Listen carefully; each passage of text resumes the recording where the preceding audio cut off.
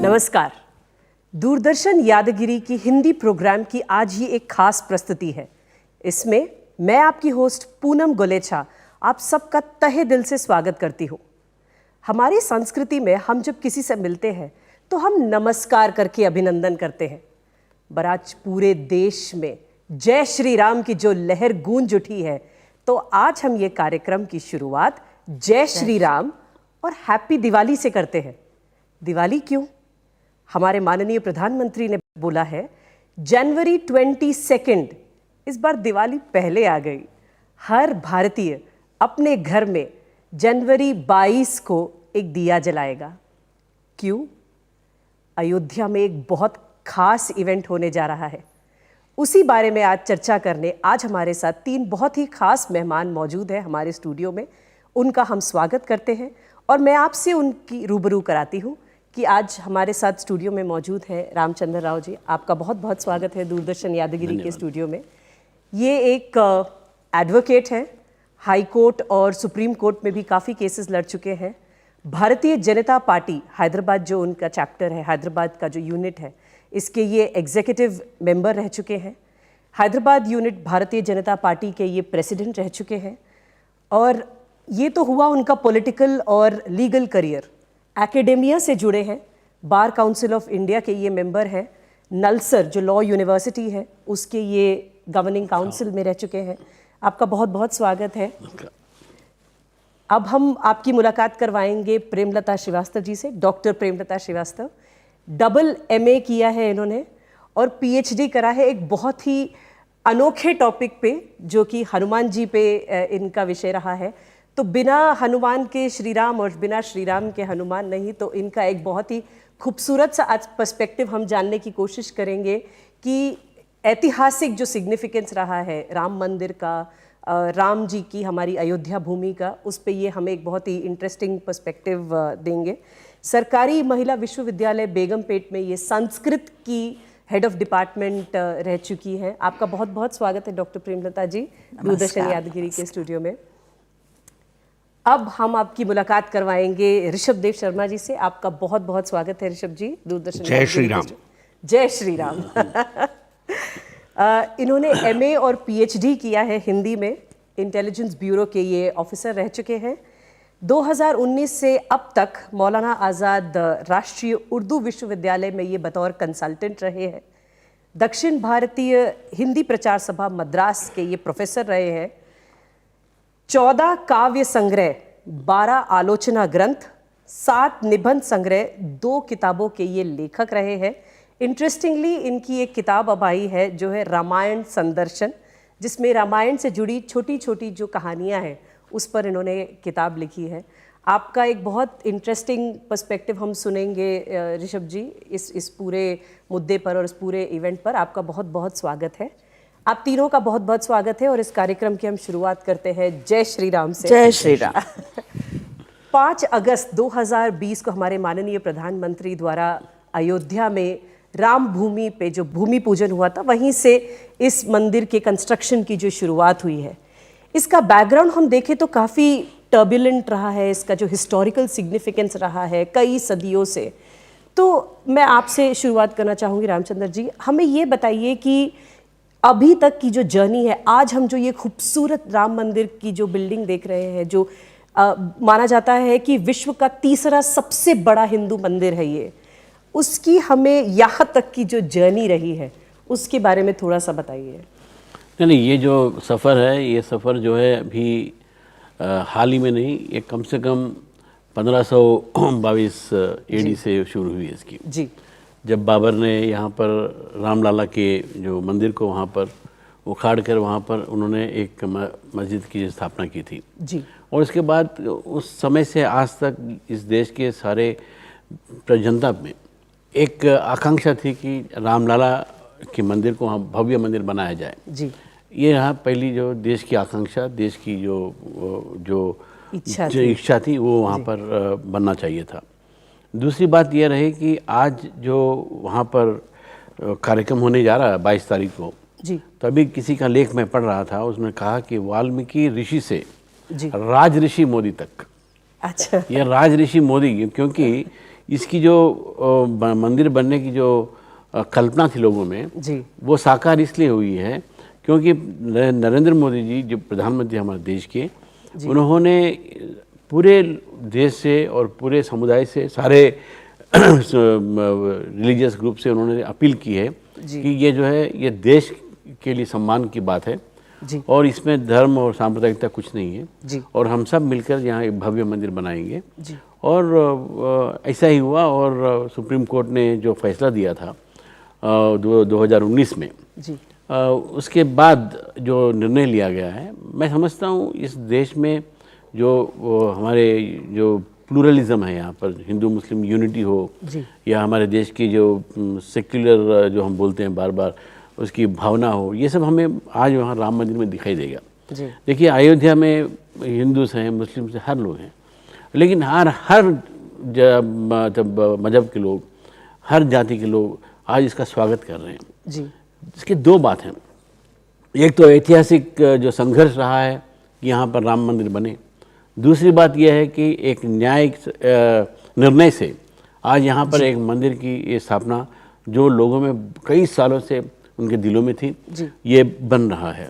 और तीसरी बात यह है, मंदिर बनने का जो समय है 22 जनवरी जो बन रहा है, 22 जनवरी को जो होगा प्राण प्रतिष्ठा, ये हमारे भारतीय के लिए और भारतीय मूल के लोगों के लिए पूरे विश्व में एक सबसे गर्व की बात रहेगी। It's a very proud moment for every Indian, every man who has got Indian roots, ये रहेगी बात। तो इसलिए मैं समझता हूँ कि आज जो इस मैं कहता हूँ कि जो राम जन्मभूमि प्राण प्रतिष्ठान हो रही है, ये भारतीय लोगों के लिए एक इमोशनल इशू है, एक अपने सब लोग आज, इसीलिए प्रधानमंत्री जी ने उन्होंने कॉल दिया है कि हम घरों में दिवाली मनाएं, दीप जलाएं, क्योंकि राम जो है ये भगवान के रूप में नहीं देखते। राम को किसी धर्म से नहीं जोड़ा जा सकता। राम को भारत की संस्कृति से जोड़ते हैं हम, संस्कृति से जोड़ते हैं हम। और राम कहीं भी आप देख लीजिए, उन्होंने कोई मिराकिल नहीं किया था, कहीं वो ऐसा नहीं कहते हम। राम एक राजा था, एक मर्यादा पुरुष था। राम की क्वालिटीज, अरे ये राम की जैसा है, ये किसी के लड़के या लड़की को शादी कर कहते हैं अरे पूरे राम के लक्षण है, ऐसा बोलते हैं। और ये बात जो है, राम जो शब्द है, राम जो है, ये एक रूलर, अब गांधी जी ने कहा था राम राज्य लाएंगे, तो ये राम राज्य का जो है मतलब ये है कि सारे लोग खुशहाल रहें। तो इसीलिए आज राम राज्य हमारे देश में एक पहला कदम है कि राम राज्य में हमारे मंदिर बन रहा है यहाँ पर, और हम सब बहुत खुश हैं। और जो आपने कहा जय श्री राम, जय श्री राम राम मंदिर से नहीं है, भारत की मिट्टी से जुड़ा हुआ है। क्योंकि आप गांव में जाएंगे तो लोग कहेंगे राम राम भैया या सिया राम भैया, जय सिया राम जी की, और इसी से बना है जय श्री राम। और आज हर बच्चा इस देश में जय श्री राम कहता है, तो हमारे लिए बहुत गर्व की बात है। जी, आपने एक बहुत ही खूबसूरत पॉइंट मेंशन किया कि अयोध्या में हर मज़हब को मानने वाले लोग रहते हैं, हिंदू भी है, मुस्लिम भी है। और ये जो देश में एक सेक्युलर और पीसफुल तरीके से जो अयोध्या का एक्सेप्टेंस आया है, जिस तरह से सारे देश ने एक्सेप्ट किया है कि अयोध्या में राम मंदिर बनेगा, उसकी हम चर्चा करना चाहते हैं। इस खूबसूरत सा जो प्लेटफॉर्म बना है, पूरे देश को जो एक जोड़ने की कोशिश करी है हमारे माननीय प्रधानमंत्री जी ने और सुप्रीम कोर्ट के इस वर्डिक्ट ने, उसको हम सराहना करते हुए ऋषभ जी आपसे पूछना चाहेंगे कि इस अयोध्या जन्मभूमि, जैसे हम मानते हैं कि अयोध्या राम की जन्मभूमि है, ऐसा हमारा मानना है, ऐसा हमारी मान्यता है, अयोध्या की सांस्कृतिक और ऐतिहासिक क्या वैल्यू है हम भारतीयों के लिए? मैं ना हिंदू बोलूँगी ना मुस्लिम, बट हम भारतीयों के लिए अयोध्या की क्या ऐतिहासिक और वैल्यू है? पूनम जी, ये ठीक है कि हम ये कह रहे हैं आज कि अयोध्या को हम राम जन्मभूमि मानते हैं। जी, मानते नहीं हैं, राम जन्मभूमि है। और राम जन्मभूमि है कि जब हम स्थिति कह रहे हैं तो उसका कारण यह है कहने का कि हमारे पास इसका एक, जिसे कहें कि प्रशस्त साहित्य हमें पूरा प्राप्त होता है। आदरणीय प्रेमलता जी इस विषय को और बेहतर ढंग से समझा सकेंगी कि अयोध्या का अस्तित्व राम से बहुत पहले, अच्छा, यानी राम की शायद 100 के आसपास पीढ़ियां उस राम से पहले गुजरती हैं। अच्छा, इक्ष्वाकु वंश के राजा भगवान ऋषभदेव का समय, जिन्होंने असी मसी और कृषि का आविष्कार किया, यानी एक तरह से जो सभ्यता है, मानव सभ्यता को आगे बढ़ाने के लिए एक परिवर्तन बिंदु जिनके राज्य को कहा जाता है, ऐसे भगवान ऋषभदेव इक्ष्वाकु वंश के आदि पुरुषों में माने जाते हैं। और उनकी वंशावली में आगे चलते हुए एक सुदीर्घ परंपरा हमें प्राप्त होती है हमारे ग्रंथों में, या कि रघुवंश जैसे महाकाव्य में भी प्राप्त होती है।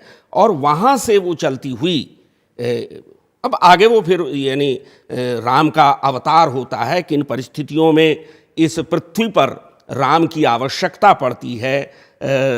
भगवान विष्णु के अवतार के रूप में, बल्कि परब्रह्म के अवतार के रूप में राम जन्म लेते हैं दशरथ के घर में। यहाँ एक चीज़ मुझे अचानक याद आ रही है, कहीं अपने बाल्यकाल में पढ़ी हुई, कि ये अयोध्या जो है यह वास्तव में एक रूपक, एक मेटाफर के रूप में हमारे जीवन का प्रतीक है, हमारी देह का प्रतीक है। अच्छा, मानव देह का प्रतीक है, जिसमें हम एक जिसे कहते चरम शांति चाहते हैं, जहां कोई युद्ध न हो, अयोध्या जहां युद्ध न हो, इसी से अवध, जहां किसी का वध न हो। अच्छा, साकेत, जहां पर निरंतर केतु यानी झंडे, अच्छा, अर्थात ध्वजाएं, अच्छा, विजय की पताकाएं फहराती रहें, जहां यानी किसी प्रकार के युद्ध की कोई संभावना नहीं, शांति की परिस्थितियां हो।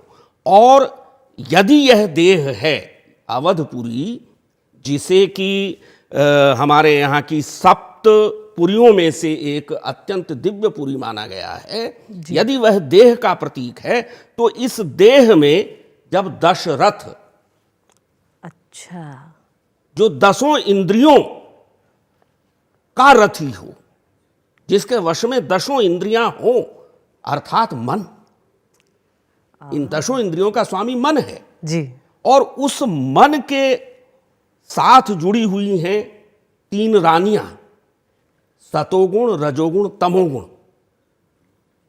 और इन 3 रानियों के 4 पुत्र हैं, 4 पुरुषार्थ, अच्छा, धर्म, अर्थ, काम, मोक्ष। और राम इनमें क्या है? रामो विग्रहवान धर्म, राम साकार धर्म है। अच्छा, धर्म का यहां अर्थ कोई मजहब और रिलीजन नहीं, बल्कि धर्म का अर्थ है मानवीय कर्तव्य। तो राम विभिन्न प्रकार के जिन्हें कहें कि घात प्रतिघातों के बीच में मानवीय कर्तव्य का निर्धारण करने वाले मर्यादा पुरुषोत्तम हैं। वे अयोध्या में जन्म लेते हैं। इस अयोध्या की बड़ी महिमा जो है इस रूप में भी है कि राम को अपनी जन्मभूमि से कितना प्रेम है, इस संबंध में एक उक्ति प्रचलित है, जिसे कभी हम वाल्मीकि रामायण की समझते हैं और कई बार हनुमान नाटक की कहा जाता है कि राम कहते हैं लक्ष्मण से लंका से वापस लौटते समय कि अपि स्वर्णमयी लंका न मे लक्ष्मण रोचते। हे लक्ष्मण, यद्यपि यह लंका सोने की है, न मे रोचते, मेरा मन यहां नहीं लगता, मुझे ये नहीं चाहिए। जननी जन्मभूमिश्च स्वर्गादपि गरीयसी। अरे वाह, अयोध्या मेरी जन्मभूमि है और वहां मेरी जननी, मेरी माताएं हैं। वो स्वर्ग से बड़ा है, वो सुख स्वर्ग से बड़ा है उनकी गोद में रहने का। और यह अवसर है राम को उनकी जन्मभूमि में पुनः प्रतिष्ठित करने का अवसर। इसीलिए जैसा कि अभी कहा गया, यह संपूर्ण भारतवंशियों के लिए, चाहे वे दुनिया में कहीं भी हो, अत्यंत गौरव का क्षण है। और निश्चय ही जैसा हमारे साकेत महाकाव्य में मैथिली शरणगुप्त वर्णन करते हैं कि देख लो साकेत नगरी है यही स्वर्ग से मिलने धरा से जा रही। यानी स्वर्ग के साथ वह जब आज हम राम की प्राण प्रतिष्ठा का उत्सव वहां मना रहे हैं, जिसे आप दिवाली की संज्ञा दे रहे हैं जी। इस दिवाली के माध्यम से, इस प्राण प्रतिष्ठा के अवसर के माध्यम से अयोध्यापुरी वास्तव में किसी स्वर्ग के, जिसे कहें कि सौंदर्य से अलंकृत हो रही है। और निश्चय ही जो इधर अयोध्या जाने वाले लोग हैं वो बता रहे हैं कि कुछ वर्ष पहले की अयोध्या और आज की अयोध्या में उन्हें वही अंतर दिखाई देता है कि जो आप कहें कि एक अलौकिकता और दिव्यता जो सोई हुई थी, जो टेंट में थी, वह अलौकिकता और दिव्यता अब प्रकट हो रही है, दिव्यता और भव्यता प्रकट हो रही है। यह अवसर हम लोग अपने जीवन में देख सके, इसलिए मैं समझता हूं कि बहुत सौभाग्यशाली हैं। बहुत ही खूबसूरत। आपने जो अलग अलग बातें बताई हैं, जैसे अयोध्या, अवध, राम राज्य का, यही शायद हमारा समय आ चुका है कि राम राज्य यहाँ पे एस्टैब्लिश हो। और नाम में भी जो इतनी छोटी छोटी मैसेजेस है वो हमें पता नहीं था। तो बहुत आपका धन्यवाद कि आपने हमें इन सब चीज़ों से आज इंट्रोड्यूस कराया, हमें रूबरू कराया। मैं सुन रही थी कि आप जब ऋषभ जी अपनी कविताएं और ये पंक्तियां जो बोल रहे थे, आप भी साथ में गुनगुना रहे थे। आपको भी बहुत मज़ा आ रहा था बोलने में। प्रेमलता जी, आप साहित्य से काफ़ी जुड़े हैं। आपका पीएचडी का टॉपिक, जैसे मैं बता रही थी, हनुमान चरित से जुड़ा है। बिना राम के हनुमान नहीं और राम के बिना हनुमान नहीं। तो ये मतलब ये इनकी जोड़ी तो पूरी गाथा हमें पता है। तो हमें ये बताइए कि हिस्टोरिकली, जैसे मैंने ऋषभ जी से भी पूछा, अयोध्या की मान्यता किस तरह से आज जो अयोध्या की जर्नी यहाँ तक हम आए हैं, राम का जो प्राण प्रतिष्ठा होने वाली है 22 जनवरी को, उसकी इतिहास में हम क्या मान्यता देखते हैं? देखिए, हम जो है सबसे पहले पिछला इतिहास अगर उलट कर देखें तो स्कंद पुराण में अयोध्या नगरी को जो है भगवान विष्णु का चक्र माना है। वो शायद गोल है उसका व्यास, इसीलिए शायद उन्होंने ऐसा कहा है। इसके बाद हुआ ये कि रघुवंशी राजाओं ने, जो कि बहुत ही दानशील थे, अपने समय में प्रजा के लिए उन्होंने कुएं खुदवाए। उनकी दृष्टि में प्रजा का पालन अपने बच्चों के पालन जैसा था, इसीलिए उन्होंने अपना जो कुछ कमाया सब कुछ है ना प्रजा पर खर्च कर दिया। जब दशरथ 15 साल के हुए, उस समय उनके पास कुछ नहीं था। उन्होंने अपनी वीरता के बल पर कौशल राज पर हमला किया, आक्रमण किया और कौशल राज को जीत लिया। कौशल राजा ने उनको अपनी पुत्री कौशल्या से शादी करवाई, आधा राज्य दिया।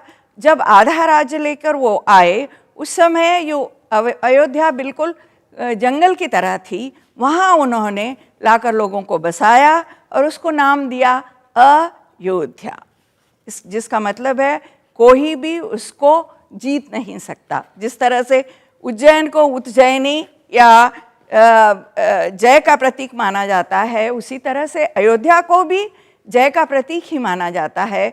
दशरथ अपने जीवन में अपने चारों ओर जितने भी छोटे छोटे राज्य थे उन पर आक्रमण करते, उनकी प्रजा को संवेदना से देखते और इसीलिए वो चक्रवर्ती कहलाए। उन्होंने अपना सारा जीवन युद्ध में बिताया, इसीलिए उनकी वृद्धावस्था में उनको इतने बड़े राज्य को संभालने के लिए, एक चक्रवर्ती होने के कारण उनको मुश्किल ये हुई, कठिनाई ये हुई कि इतने बड़े राज्य को कौन संभालेगा, क्योंकि उनको उस समय तक पुत्र की प्राप्ति नहीं हुई थी। इसीलिए उन्होंने अपने जो ऋषि हैं, जो कुलगुरु हैं, वशिष्ठ जी हैं, उनको बुलाया और अपनी चिंता व्यक्त की। उस समय तक दशरथ वृद्ध हो चुके थे। उन्होंने कहा कि इस समय हमारा कर्तव्य है कि हम प्रजा के विषय में ही सोचें, क्योंकि हमारे इक्ष्वाकु वंश के राजाओं ने प्रजा के विषय में ही सोचा है जी। और प्रजा के लिए ही अपने प्राण दिए।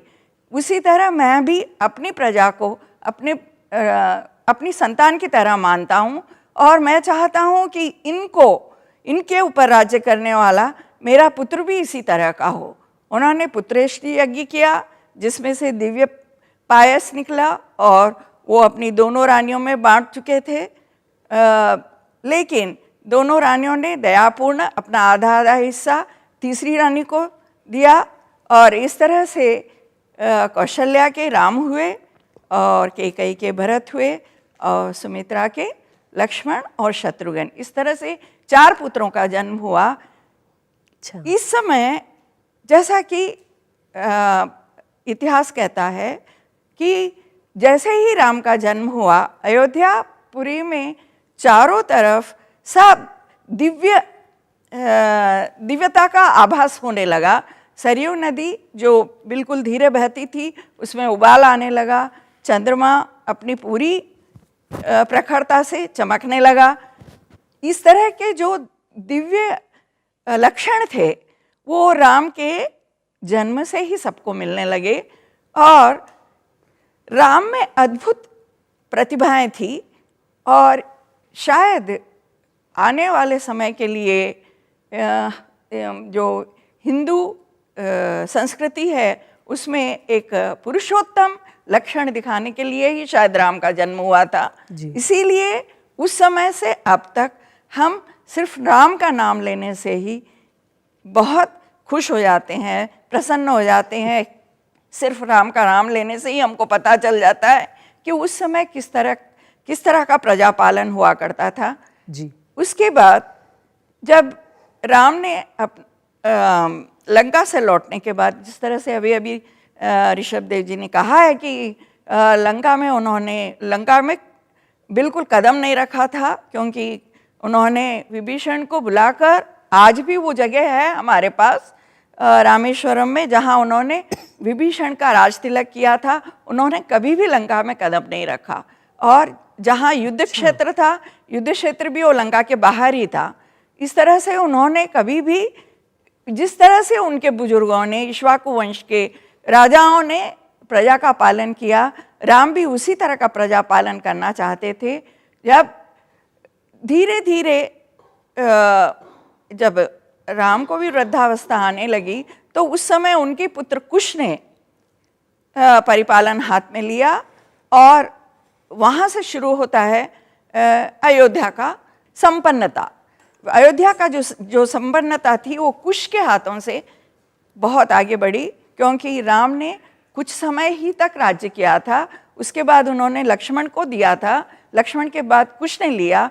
कुश के प्रभाव से ये अयोध्या नगरी बहुत दिनों तक 44 राजाओं ने, उसके बाद रघुवंश के 44 राजाओं ने अयोध्या पे राज किया और अयोध्या का आह्वास हुआ महाभारत में।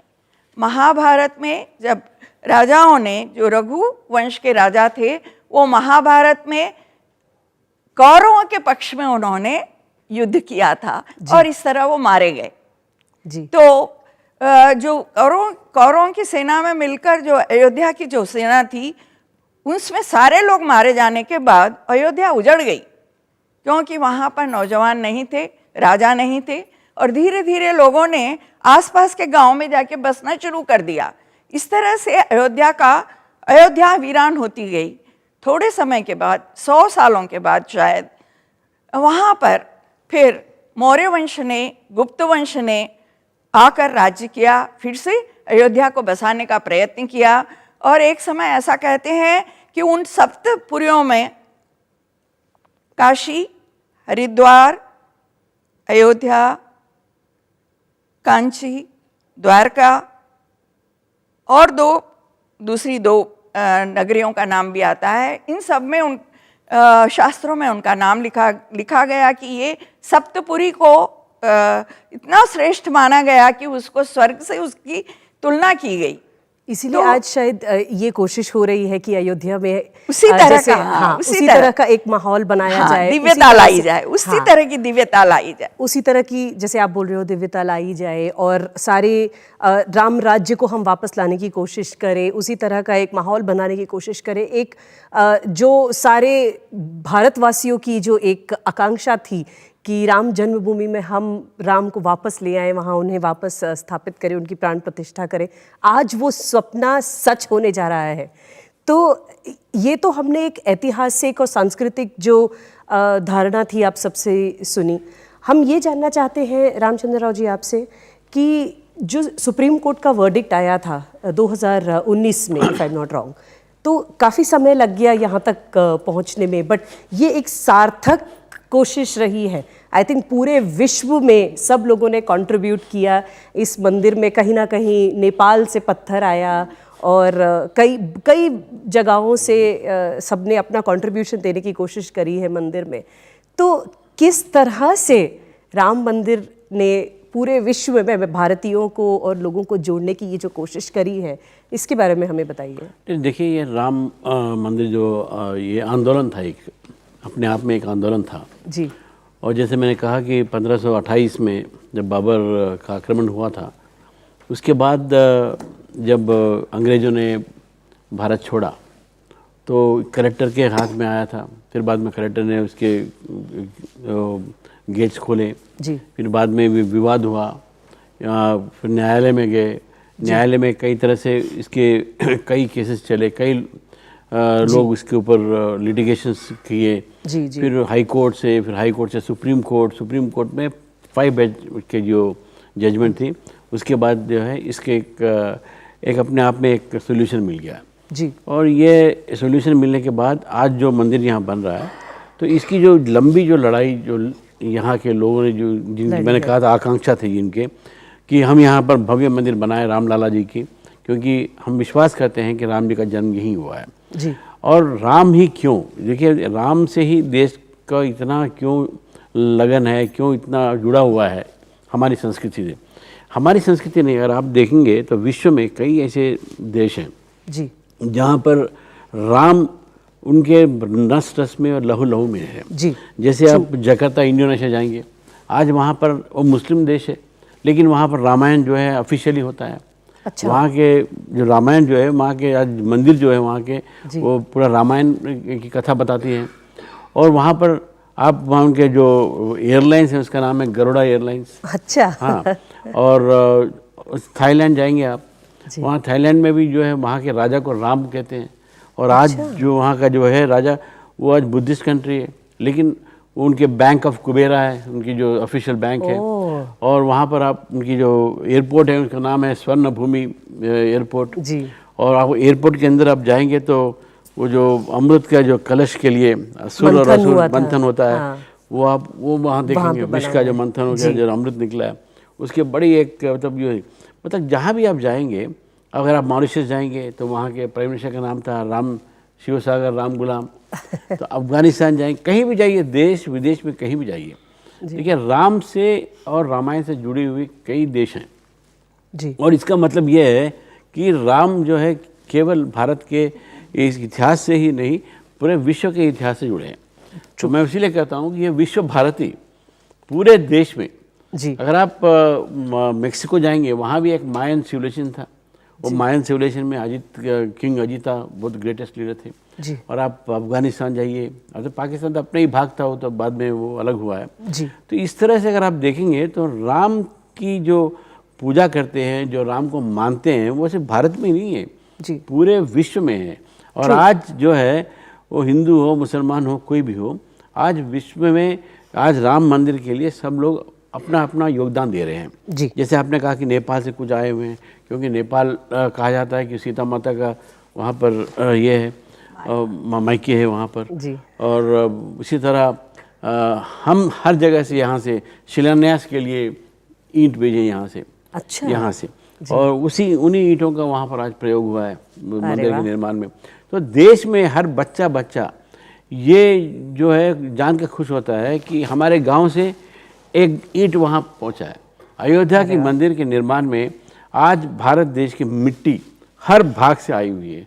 और हर अभी अभी बता रहे थे कि हैदराबाद से जी वहाँ के जो दरवाजा बने हुए हैं जी मुख्य द्वार वगैरह, यहाँ की लकड़ी को लेके गया टिम्बर, जो अनुराधा टिम्बर डिपो यहाँ हैदराबाद में बोयिनपल्ली में है, उन वो बना रहे हैं वहाँ पर जो है बड़े पूरे 108 दरवाजा बनाए हुए हैं, वो पूरे हैदराबाद का योगदान है। अच्छा अच्छा, और सुनिए वहाँ पर एक किसी ने दक्षिण से एक अपना एक बहुत बड़ा ये बेल घंटा उन्होंने दिया है मद्रास से। अच्छा, तो एक बात यह है कि देश के कोने कोने से, केरल से, हैदराबाद से, मद्रास से, हर लोग अपना अपना योगदान कर रहे हैं। तिरुपति से लड्डू तिरुपति से भी लड्डू जा वहाँ रहे जाएंगे। हैं वहाँ पे। और हर दिन मतलब 22 तारीख को देश के हर मंदिर में लोग अपने आप, किसी राजनीति से जुड़ा नहीं है ये, अपने आप खुद वॉलंटियरली वहाँ जाएंगे, पूजा करेंगे, पाठ करेंगे, ये ऐसा निर्णय ले रहे हैं। जी। और घरों में ज्योति जलाएंगे, हम दीप जलाएंगे। ये दीपावली है हमारे लिए। दीपावली मनाने के लिए कई कारण होते हैं। जी, जब और ये जो है ये एक खुशी की लहर आज पूरे देश में है। एक तरफ तो उनका योगदान रहा है कार सेवकों की तरफ से, एक तरफ जो है उनके देश की, उनके गांव की मिट्टी और गांव के पत्थर, गांव की ईंट वहाँ पर आज उस मंदिर में लगे हुए हैं। तो इसीलिए मैंने कहा आपसे कि ये जो मंदिर बन रहा है ये सिर्फ अयोध्या के तक सीमित नहीं है, भारत तक ये सीमित नहीं है। ये इसका जो असर है ये भारत के बाहर, इसीलिए कहता हूँ विश्व भारती। राम जो है ये विश्व के एक ऐसे पर्सनलिटी, एक पर्सन के बदले is a man to be emulated. उनको देख के हमें उनसे सीखना चाहिए। किस तरह राम एक कैसे हैं, तो राम कैसे राजा थे, राम कैसे व्यक्ति थे, और राम ने कितने कष्ट उठाए, राम ने अपने पिता की बात मानी। तो ये सब जो है, और मतलब आज बच्चे सीखते हैं, जो उसके साथ साथ उनको भी पता चलेगा। हर देशवासी को, हर भारतीय को एक सेंस ऑफ ओनरशिप है मंदिर को लेकर, कि हमारे देश से मिट्टी गई है, या हमारे शहर से दरवाजे गए हैं, या हमारे शहर से वहाँ की जो घंटी है वो गई है। तो एक सेंस ऑफ ओनरशिप लगता है हमें मंदिर को लेकर। और ये जो आप बोल रहे हैं कि Ram is a person to be emulated, मुझे लगता है कि राम एक मर्यादा पुरुषोत्तम है। अब आज हम उन्हें भगवान के रूप में पूजते हैं, but Ram is also a way of living.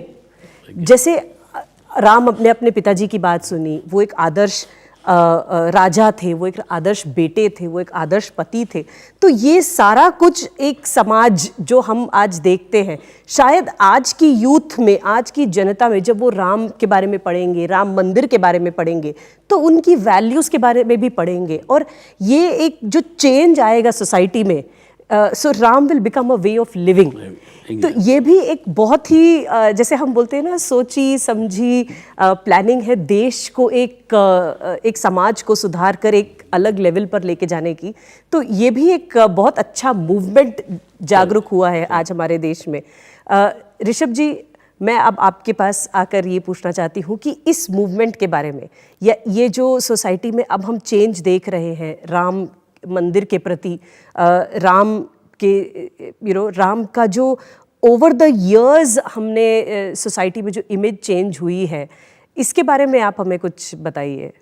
हाँ पूनम जी, बहुत ही रोचक प्रश्न है आपका। और मैं कुछ छोटे छोटे 4-5 बिंदुओं के रूप में इस बात को रखना चाहूँगा कि राम की जो छवि भारतीय मन में है वह एकायामी नहीं है। अच्छा। मल्टी डायमेंशन, बहुत सारे उसके आयाम हैं। ट्रू। और सबसे बड़ी बात तो यही कि वे एक साधनहीन साधारण मनुष्य जिसे वनवास मिल गया है जी, जिसके बारे में हमारे निराला जी कहते हैं, उनके मुंह से कहलवाया है कि धिक साधन जिसके लिए सदा ही किया शोध, कि जिन्हें घर से बस धनुष बाण लेकर के निकल गए जी, सारा साधन जो है जिससे कि लंका को उन्हें विजय करना है वह सब उन्होंने अपने से बनाया। तो ऐसे एक साधनहीन जिसके पास पर्णकुटी भी नहीं है, वो भी अपने आप जाकर के बनानी है वन में, एक ऐसे वनवासी या कहें कि जिसे रावण बार बार वनवासी और तपस्वी कह करके हिकारत से देखता है, जी, एक ऐसे व्यक्ति से लेकर के और एक ब्रह्म तक के रूप में उनकी प्रतिष्ठा जो है वह उनके व्यक्तित्व, चरित्र और एक प्रकार से चरित्र निर्माण के लिए उनके चित्र और चरित्र दोनों में जो संभावनाएं हैं उनको हम इसमें देखते हैं। मैं अगर क्रम से बात करना चाहूं या कहूं कि ऊपर से बात शुरू करूं, क्योंकि जब हम राम की बात करते हैं भारतीय मानस में राम एक अवतारी पुरुष के रूप में माने जाते हैं जी, और अवतारी पुरुष जब हम कहते हैं तो वहीं यह तय हो जाता है कि राम का जो आगमन है वह पृथ्वी पर लोक रक्षण के निमित्त हुआ है। अच्छा, वे पृथ्वी की रक्षा करने के लिए और पृथ्वी पर जो, जैसे हम आज की भाषा में कहें तो जो आतंक फैला हुआ था अकेला रावण ही नहीं है जी, उस समय की सारी जो परिस्थितियां हैं वे ऐसी आतंककारी परिस्थितियां थी कि सारी पृथ्वी भूमंडल त्रस्त था। और यह भूमंडल त्रस्त था, इसीलिए भगवान से प्रार्थना की गई कि हमारी रक्षा कीजिए, और तब प्रभु ने अवतार लिया। ये हमारी, इसे आप धार्मिक कहें, सांस्कृतिक कहें, या कहें कि हमारी रग रग में यह विश्वास जो है वह बजता है। और उसका जो स्वरूप है वो यही है कि ईश्वर अंश जीव अविनाशी, एक अद्वैत का भाव है। वो ईश्वर भी है और वो जीव भी है, वो पूर्ण भी है और वो अंश भी है। ये एक भाव जो है, और उसका जो स्वभाव है वो कैसा है?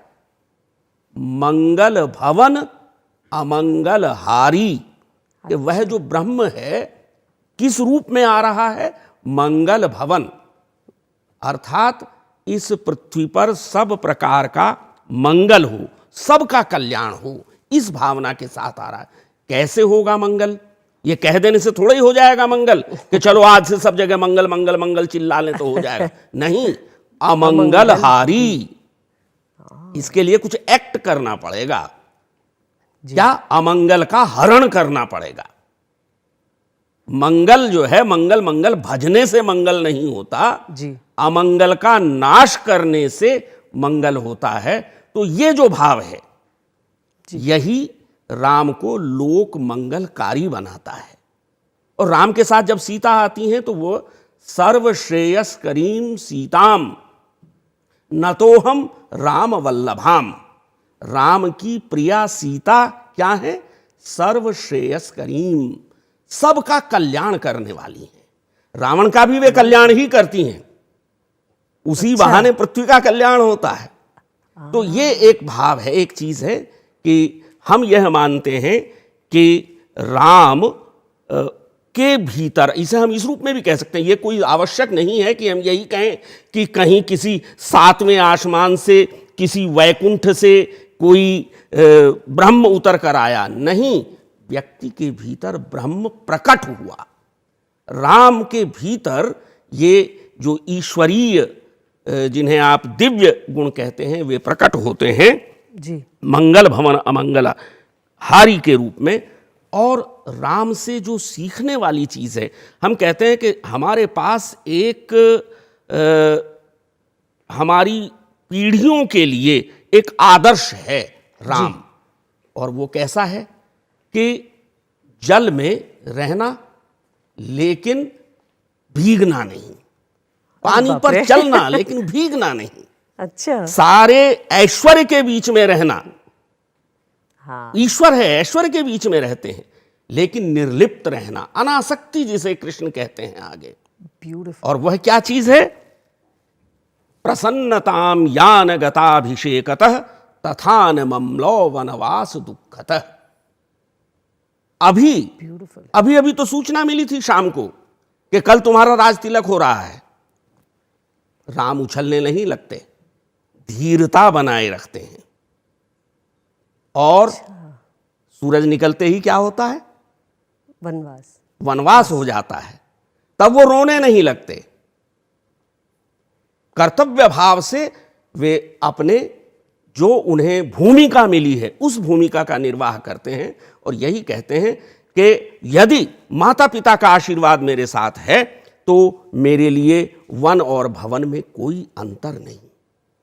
तो यह जो एक अनासक्ति का भाव है, एक निर्लिप्तता का भाव है, इसकी आज बड़ी आवश्यकता है, क्योंकि हमारे भीतर एक ऐसी मोहासक्ति बन गई है कि ध्यायते विषयान पुंस संगस्तेषु उपजायते संगात संजायते काम कामात क्रोधो विजायते क्रोधात भवति सम्मोह सम्मोहात् स्मृति विभ्रम स्मृति भ्रंशात् बुद्धिनाशो बुद्धिनाशात् प्रणश्यति।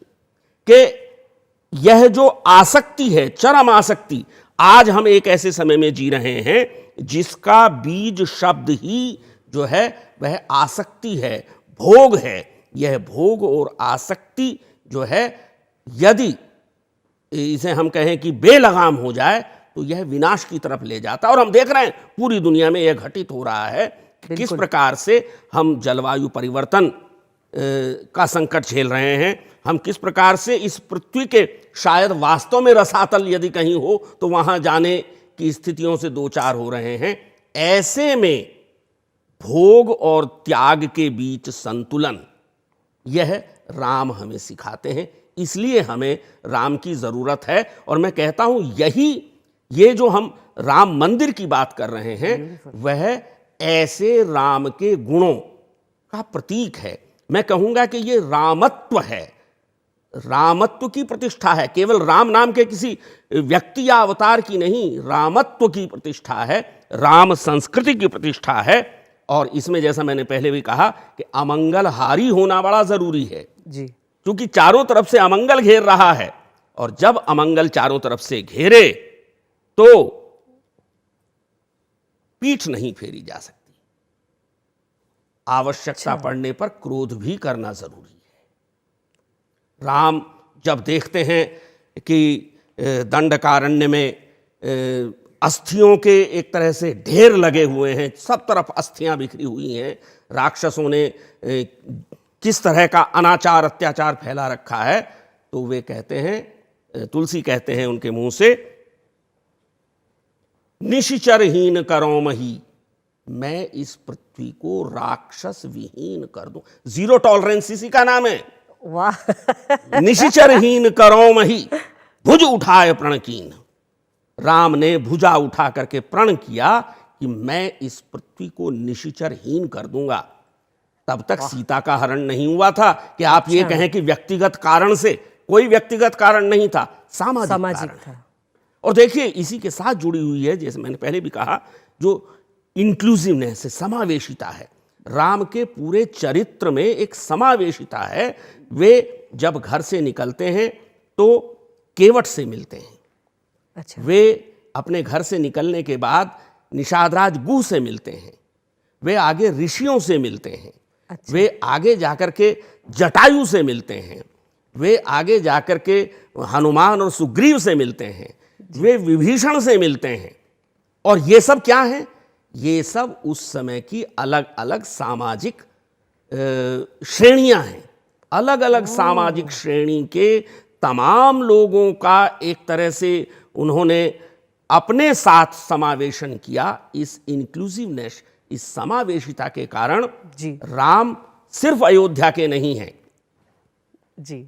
राम, अभी आपने जैसा कहा कि हर किसी को ओनरशिप वाली बात आपने जो कही थी कि हर किसी को लगता है राम मेरे हैं और ये राम का घर मेरा घर है।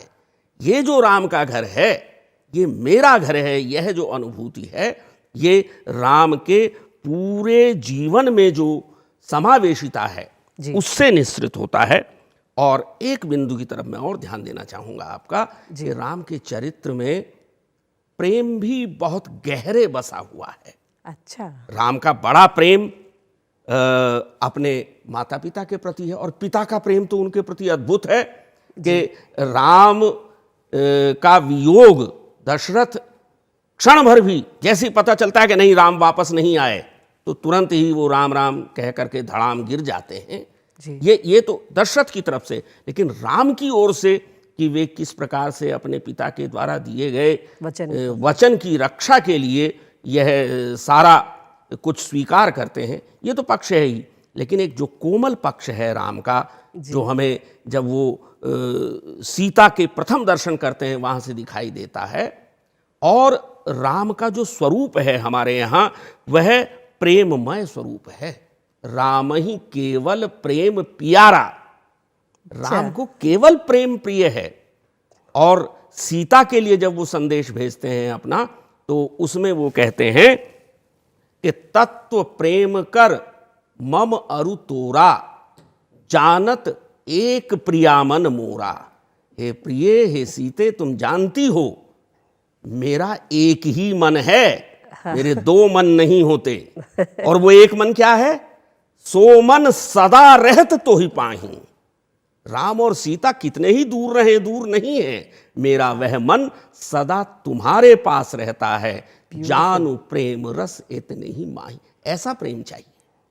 सीता कहीं रहे, ये परिस्थितियां हो सकती हैं कि सीता की परीक्षा ले दिखानी पड़े। राम नहीं है, राम नहीं ले रहे हैं वो परीक्षा, वो लोक के निमित्त, लोकाराधन के निमित्त। राम एक स्थान पर कहते हैं, उत्तर रामचरित में संभवत है, कि लोकाराधन के निमित्त यदि मुझे सीता का भी परित्याग करना पड़े तो मैं पीछे नहीं हटूंगा। ये बीज शब्द है उस जो उत्तर रामचरित है उसका, भवभूति की कृति। और यही राम के चरित्र की विशेषता है कि उनके लिए मैं और मेरा नहीं, जी, हम और हमारा अधिक महत्वपूर्ण है। वे प्रजाराधन के लिए, लोकाराधन के लिए जी, तमाम तरह के कष्ट झेल सकते हैं। अपनों को वे कष्ट में डाल सकते हैं, लेकिन प्रजा को कष्ट में नहीं डाल सकते। और यहीं से एक चीज बस, उनका जो लोकतंत्र का आदर्श है वो निकलता है कि जब राम का राज्याभिषेक होता है तो वे जिन्हें सभासद नियुक्त करते हैं, अपनी सभा समिति बनाते हैं, उसे एक विशेष अधिकार देते हैं। अच्छा। और वह अधिकार है, जो अनीति कछु भाखों भाई। हे भाई, अगर मैं कुछ भी अनीति करूं, जी, जो नीति सम्मत न हो, जो आज की भाषा में कहें संविधान सम्मत न हो, अगर मैं ऐसा कोई कदम उठाऊं जी, तो मोही बर जाऊं, तो तुम मुझे रोकना, टोकना। और कैसे टोकना? भय बिसराई, भय को छोड़ करके निर्भीक भाव से तुम मुझे टोक लेना। तो मैं कहना यह चाहता हूं कि राम का एक व्यक्ति रूप है, राम का एक राजा रूप है, राम का एक परमात्मा रूप है, और ये सारे रूप मिलकर के हमें एक सांस्कृतिक विग्रह के रूप में राम का निर्माण करते हुए दिखाई देते हैं। और यही सांस्कृतिक विग्रह का नाम ही मेरे विचार से रामत्व और राम संस्कृति है। आपने हमें परिचय कराया राम के उस छवि से, राम के उस रूप से, जो हमें कहीं ना कहीं लगता है कि ये मुझ में भी है, ये आप में भी है। ये हमें एक आदर्श जो वैल्यूज़ होते हैं, चाहे वो अपने माँ बाप के प्रति हो, चाहे वो आपके पार्टनर के प्रति हो, और बहुत ज़रूरत है आज के समय में इस तरह की वैल्यूज़ को अपने अंदर लाने की। तो हम केवल राम मंदिर की प्रतिष्ठा नहीं कर रहे हैं, हम केवल राम को घर वापस नहीं ला रहे हैं, हम कहीं ना कहीं अपने अंदर उन वैल्यूज़ की स्थापना करने की कोशिश कर रहे हैं। तो ये जो एक लहर दौड़ पड़ी है हमारे देश में, अभी तो हम केवल इस एक्साइटमेंट में हैं कि राम मतलब प्राण प्रतिष्ठा हो रही है, राम जी अपने घर वापस आ रहे हैं। पर धीरे धीरे जैसे लोग वहाँ जाएंगे, वहाँ का माहौल देखेंगे, वहाँ की एनर्जी फील करेंगे, तब हमें ये रियलाइज़ होना चाहिए, तब हमें ये देखना चाहिए कि राम जिन वैल्यूज़ के प्रतीक है, जो वो हमें बताना चाहते थे उनकी जीवन शैली के माध्यम से, उनके रिश्तों के माध्यम से, जो वो हमें बताना चाहते थे, उन्हें हमारे अंदर उतारने की बहुत आवश्यकता है, बहुत ज़रूरत है। तो प्रेमलता जी, आपसे मेरा प्रश्न ये है कि राम की ये जो छवि है, जैसे ऋषभ जी ने बहुत खूबसूरती से इतना सब कुछ बताया, बाकी जो जनता है, आपने हनुमान के पर्सपेक्टिव से जो पीएचडी करी है, हमें ये बताइए कि जो आसपास की उनकी जनता है, जो आसपास की उनकी प्रजा है, उनके घर वाले हैं, उन्हें किस रूप से वो देखते थे? राजा के रूप में, अपने पति के रूप में, बेटे के रूप में, या उस परमात्मा या विष्णु के उस 7वें अवतार के रूप में जो यहाँ पे एक सामाजिक उद्धार करने आए थे? हम किस रूप से उस राम को देखें जो आज अयोध्या में आने वाले हैं? इन सब का भी उत्तर एक ही है कि वाल्मीकि रामायण के बालकांड में जब नारद जी से ये पूछा गया कि पृथ्वी पर कोई ऐसा चरित्र है जो संसार के लिए वर्षों तक, जब तक ये पृथ्वी रहेगी, जब तक ये चांद सूरज रहेंगे, जब तक ये नदियाँ रहेंगी, पहाड़ रहेंगे, उस समय तक मर्यादित रहेगा, कौन सा ऐसा चरित्र है? तो नारद जी ने कहा था कि एक ही एक चरित्र है, वो है राम का। और इसीलिए वाल्मीकि रामायण का प्रादुर्भाव हुआ। वाल्मीकि जी को ये वो कहा जाता है, वो तो 10,000 साल पहले की बात है, लेकिन समसामयिक मानते हैं उनको। उन्होंने राम के चरित्र को जिस तरह से लिखा है, वो ये स्थापित करने के लिए कि राम जो है कोई दिव्य पुरुष नहीं थे, बल्कि वो हमारी तरह मनुष्य ही थे, जिसमें अहंकार, द्वेष, ईर्ष्या, सब तरह की भावनाएं थी। लेकिन उन्होंने उसको कभी लोगों के सामने प्रदर्शित नहीं किया और उसको मार कर किस तरह से इंद्रिय निग्रह मनुष्य को करना चाहिए, इस बात को स्थापित किया। यही चीज़ है वो वर्षों से, हजारों वर्षों से हम हिंदुओं में, हम भारतीयों में ये दिव्यता प्रदान करती है कि मनुष्य को जो अपने में जो अच्छाइयाँ लाना चाहिए, वो ये सारी संस्कृति में आपको दिखाई देती है। इसीलिए उनको पुरुषोत्तम कहा गया है। पुरुषोत्तम का अर्थ है पुरुष में उत्तम। पुरुष से यहाँ मनुष्य से है, मानव में जो उत्तम चरित्र है वो राम का चरित्र माना गया है। इसीलिए शायद इतने सालों के बाद भी हम लोग आज भी श्री राम कहते हैं और हम प्रसन्न होते हैं। वो जो संस्कृति है, वो जो समाज के प्रति, वो जो परिवार के प्रति और वो जो अपनी प्रजा के प्रति उन्होंने जो कुछ किया, वो इसलिए आज तक स्थापित है क्योंकि वो एक मर्यादित है। इसीलिए हम लोग उनको मर्यादा पुरुषोत्तम राम के नाम से जानते हैं। ये तो था एक हिस्टोरिकल टेक, एक कल्चरल टेक ऑन अयोध्या की जो हिस्ट्री अभी तक रही है, राम की जो छवि हमने उभरते हुए देखी है, आज की स्थिति में वो कितना रेलेवेंट है। अब बात करते हैं आज की प्रेजेंट सिचुएशन के बारे में। रामचंद्र राव जी, काफ़ी अयोध्या में अब एयरपोर्ट बन चुका है, ट्रेन्स काफ़ी वहाँ पे अब आ चुकी हैं। हर इंसान मेंटली फिजिकली, चाहे टीवी पे देखे या किसी भी तरह से, अयोध्या के इस प्राण प्रतिष्ठा जो होने वाली है 22 जनवरी, उससे जुड़ना चाहता है। मोदी जी की भी एक अपील रही है कि आप प्लीज़ भीड़ मत बढ़ाइए अयोध्या में। 22 जनवरी को अपने घर में हाथ जोड़ के दिया जलाइए, दिवाली मनाइए। दिवाली हालांकि राम से ही एसोसिएटेड है, तो दिवाली इस साल जल्दी आ गई। पूरे इस इकोसिस्टम में किस तरह से हमने देखा है कि देश भर में, खासकर कि अयोध्या में, किस प्रकार का जो डेवलपमेंट कह सकते हैं, इंफ्रास्ट्रक्चर, इकोसिस्टम और इवन कल्चरली किस तरह से लोग जुड़ गए हैं। जैसे आज हम जानते हैं कि भारत देश में हमने जो यहाँ के जो आक्रमणकारी थे, सिकंदर आया था जी, बाबर आया था, फिर चंगेज खान आया, कई तरह के लोग हमारे पर आक्रमण किए थे और हमारी संस्कृति को ध्वंस किया था।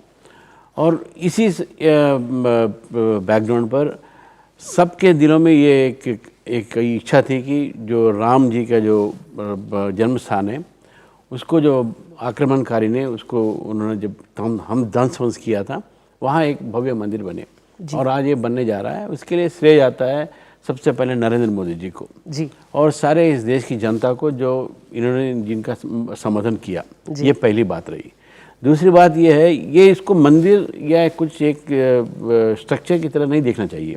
जैसे मैंने कहा कि ये कल्चरल आइडेंटिटी है, ये एक जो हम अपने लिए एक गर्व की बात है कि हमारे जो इतिहास में जो हमने झेला है इसको हमने ठीक किया है और we have corrected the history करके एक है जो इसको मंदिर की तरफ से हम नहीं देखेंगे, ये आइडेंटिटी एंड इसको एक प्रतीक मानेंगे हमारे एक संस्कृति पर विजय पाने की। एक दूसरी तरह रही कि यहाँ पर जो गतिविधियाँ जो बढ़ेगी वहाँ पर आर्थिक गतिविधियाँ, जिसे आपने कहा एयरपोर्ट, ट्रेन से वगैरह, जरूर वहाँ की जनता इसका स्वागत करेगी और ट्रांसपोर्ट टूरिस्ट बढ़ेंगे, ट्रांसपोर्ट फैसिलिटीज़ बढ़ेंगे, वहाँ पर इकोनॉमिक एक्टिविटीज़ होंगी, तो वो अयोध्या के लिए नहीं पूरे उत्तर प्रदेश के लिए और पूरे भारत के लिए भी होगा। क्योंकि हैदराबाद से ट्रेन जा रहे हैं, हैदराबाद से बसेस जाएंगे, हैदराबाद से फ्लाइट जाएंगे, हैदराबाद से वहाँ लोग जाएंगे, काम करेंगे, मतलब हर देश के लिए हर जगह से लोगों को वहाँ पर एक इकोनॉमिक सेंटर बन जाएगा। वो ऑलरेडी बन गया है, अभी कितने लोग वहाँ काम कर रहे हैं, कई लोग वहाँ जा रहे हैं आ रहे हैं। अब जब वाराणसी जाएंगे तो अब हर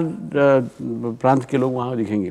तो इसी तरह एक मूवमेंट रहेगा और ये एक अच्छी बात है। आज नरेंद्र मोदी जी के सरकार ने इस भव्य मंदिर बनाने का जो निर्णय लिया है और प्राण प्रतिष्ठा हो रही है, ज़रूर इससे देश में खुशहाली आएगी, अयोध्या में खुशहाली आएगी, लोगों में खुशहाली आएगी और हम सब गर्वित हैं कि ये हमारा देश, हमारे जो राजा मानते थे जिसको, ये देश और ये विश्व राजा राम, उसका एक बहुत बड़ा मंदिर बनने जा रहा है। हम इसका स्वागत करते हैं। फैंटास्टिक। आप तीनों की बातें सुनकर मुझे तो ऐसे रोंगटे खड़े हो गए, क्योंकि इतना खूबसूरत ये एक समय है हमारे जीवन में, हम ये होता देख रहे हैं। हम शायद मोक्ष प्राप्ति के रास्ते पर हैं अब। ये हम बहुत बहुत आभारी हैं, बहुत हमारा सौभाग्य है कि आज हम ऐसे समय में हैं जहां हम राम राज्य लाने की हमारे देश में एक सार्थक कोशिश कर रहे हैं। ये तो एक सामाजिक स्थिति है जहां पर हम देश को सुधारने की या देश में एक चेंज की जो लहर लाने की कोशिश कर रहे हैं। बट ये भी बहुत ज़रूरी है कि हम अपने अंदर, हमारे अंदर राम है, हर इंसान के अंदर राम बसा है, हम में भी ये ताकत है, हम में भी ये शक्ति है कि मर्यादा पुरुषोत्तम राम की जो वैल्यूज़ थी, हम वो कहीं ना कहीं वैसा बनने की कोशिश करें। बहुत मुश्किल है, बट ये शायद हमारी एक सार्थक कोशिश है कि अयोध्या की इस पावन भूमि में जब आज राम को हम वापस ला रहे हैं, हम उन्हें घर वापस ला रहे हैं, हम अपने राम को अपने देश, अपने घर जब ला रहे हैं, हम कहीं ना कहीं उनकी दी हुई सीख, उनके जैसे बनने की एक सार्थक कोशिश जीवन भर करते रहें। आज के इस एपिसोड में हमारे साथ जुड़ने के लिए रामचंद्र राव जी आपका बहुत बहुत धन्यवाद, प्रेमलता जी आपका बहुत बहुत धन्यवाद, ऋषभ जी आपका बहुत बहुत धन्यवाद। आप तीनों से बात करके बहुत मज़ा आया, इतनी सारी नई नई बातें पता चली जो आई एम श्योर हमारी आज ऑडियंस देखकर ज़रूर इसके बारे में सोचेगी। जैसा हम चाहते हैं कि हम हर चीज़ गूगल करके पढ़ें और समझें, तो ये भी गूगल करिए, ये भी समझिए कि राम किस तरह के थे, क्या उनका प्रतीक था, किस तरह की उनकी वैल्यूज़ थी, और कहीं ना कहीं वैसा बनने की कोशिश करें, उस मार्ग पर चलने की हम एक कोशिश करें। मिलते हैं दूरदर्शन यादगिरी के हिंदी प्रोग्राम के अगली नई प्रस्तुति में। तब तक मैं आपकी होस्ट पूनम गुलेछा आप सबसे विदा लेती हूँ। जय श्री राम।